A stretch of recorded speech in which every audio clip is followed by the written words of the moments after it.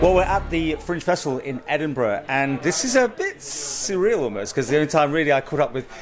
Katie, I've known you, yes, but now it's Catherine because of all the usual things about knowing... Katie was fine, because I'm definitely still Katie. So. This is Katie Richardson, of course, as in the Isle of Man, doing Timwell Day, obviously with Adam and that sort of thing, but you've always done theatre, and here we are in Edinburgh. You're doing your one-woman show, and I have to say, I really, really enjoyed it. I've actually appeared in a little bit of it, but that was just the way it was.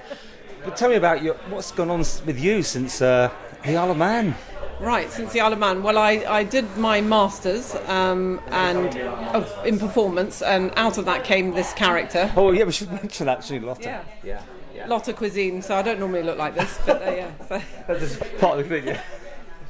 And since then, since 2011, I've been sort of working to develop her as a character, and initially wrote my own work, and whilst I was actually in the Isle of Man, I did a show at the Brighton and Camden Fringes in 2015, and this is sort of the next sort of episode of Lotta's story, which has become a little bit more serious and a little bit darker, as a kind of reflection of the time. So, as all good theatre, it had its lighter moments and it had its darker moments. And to hold a show for an hour, it's pretty amazing. Yeah, it's hard work out there, and it's extremely hot in some of these small venues. Yeah.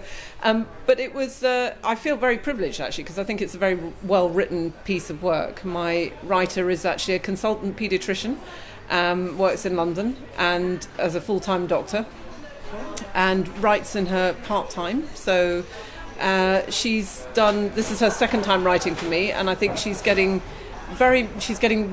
absolutely understands the voice of this character. And I think while she seems somehow anachronistic and a little bit of a cartoon, she also has something quite valuable to say, I think. And I think you can say it through the mouthpiece of a character like this. It's called... funny. But it's called Fallout, and it's about the nuclear winter, basically. Yeah. So not the easiest subject matter. No, so when I met up with the writer, we had a discussion earlier on in the year, and that was around all the current political events. So the election of Trump, the Brexit vote, the Me Too movement, the fact that there'd been all this sort of outing of people who had behaved badly. And I said, it'd be really nice to do something with the script that I already had, just update it for the current world politics and social feeling.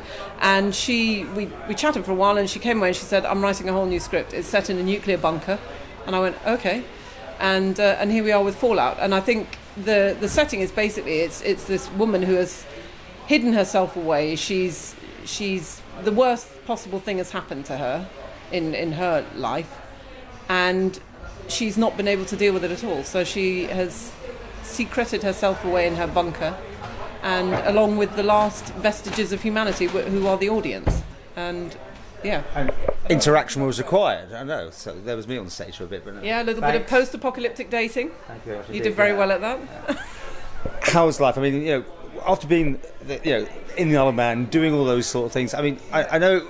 Would you say fair to say it wasn't your cup of tea doing that sort of thing? You were much more. You want to be on stage. That sort of thing? Well, I mean, Adam's had been a diplomat for a long time, so it's always been a part of our life together, and I've been very much happy to do it. I mean, the Isle of Man was slightly different for us because our daughter was at school in England, and it made it very difficult for me to be there all the time, because I had split responsibilities really. So I did what I could when I was there, but I mean it was largely his job, and I think I've thoroughly enjoyed the things I was involved with there, although it wasn't as much as I would have done if I'd been there more, and that's just force of circumstance. Yeah, life goes on, and you Yeah. So what's the future for you? What would you like to do? More of this, or what? Well, what I'm actually meeting after I meet you. I'm meeting with a young woman who might be interested in setting up a tour for this, which we were thinking might be interesting to take it to sort of regional, small, sort of community type venues, perhaps.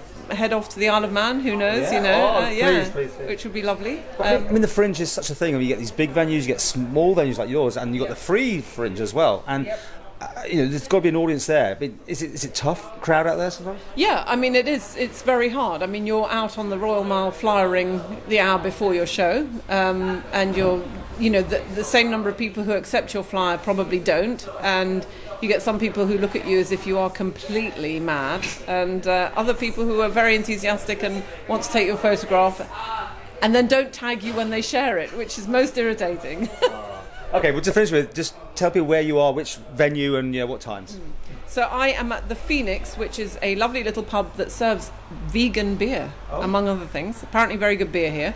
And it is on Broughton Street in Edinburgh. And we are here until the 25th of August, which that will be our last day. Same time each day, is it?